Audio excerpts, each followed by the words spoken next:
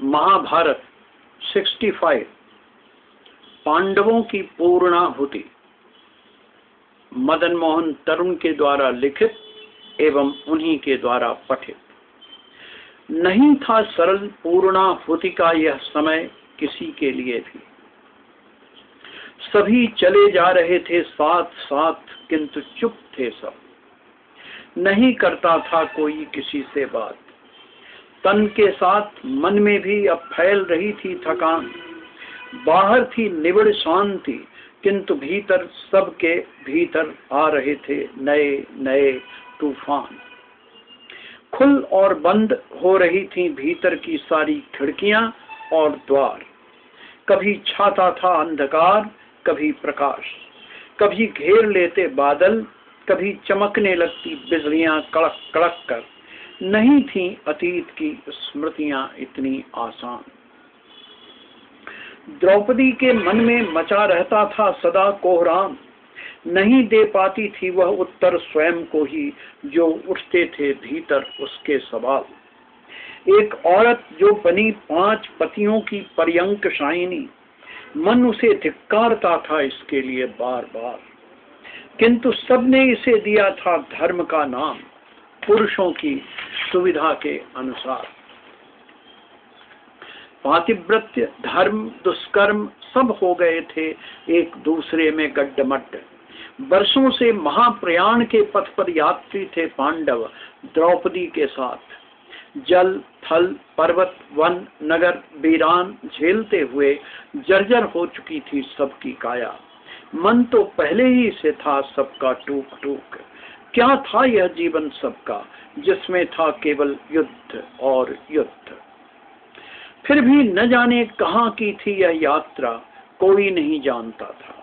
कहाँ है, क्या है स्वर्ग नरक, सब कुछ अव्याख्यायित, अज्ञात। यह यात्रा है केवल यात्रा, मात्र थकाने वाली यात्रा। बाहर से अधिक भीतर की है यह यात्रा, डरावनी, अशांति से भरी। यह उनकी यात्रा थी जो स्वयं हो चुके थे भीतर से टूक टूक।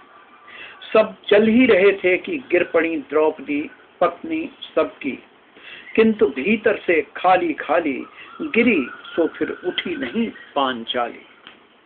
बोले भीमसेन गिरी असहाय प्रिया को देख, इस तरह क्यों गिरी महाबलियों की प्रिया श्यामा पांचाली। बोले युधिष्ठिर मानो यंत्र से आ रही हो आवाज।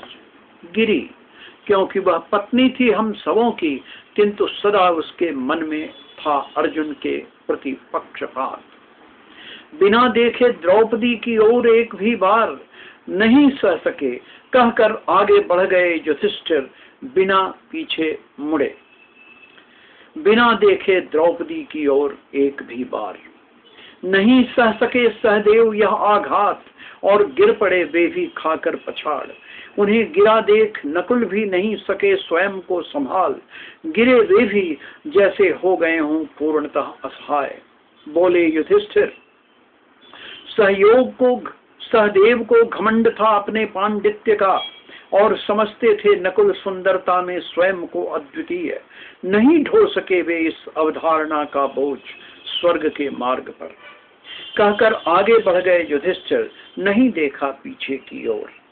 नहीं था कोई आश्वस्त युधिष्ठिर की इन बातों से। सबको होता ही है अपनी विशेषताओं का बोध, वही तो होता है हर किसी के जीने का आधार और स्रोत। अब गिरे महाधनुर्धर अर्जुन जैसे गिर जाता है कटा वृक्ष।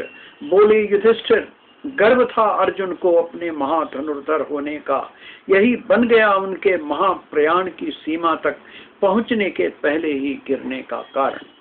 सुनते सुनते गिर पड़े पर्वताकार भीमसेन। नहीं संभाल सके नकुल सहदेव अर्जुन और प्रिया द्रौपदी का बिछोह। सोचने लगे कहेंगे भ्राता युधिष्ठिर तुम्हें था अपने बल का घमंड। युधिष्ठिर ने अब भी नहीं देखा मुड़कर पीछे, और वे बढ़ते गए आगे आगे अकेले ही। साथ उनके चलता रहा सदा वह कुत्ता, न जाने कहाँ था वह, कहाँ से आया, कौन था। कभी तो उन्होंने उसे नहीं था पोसा, पाला।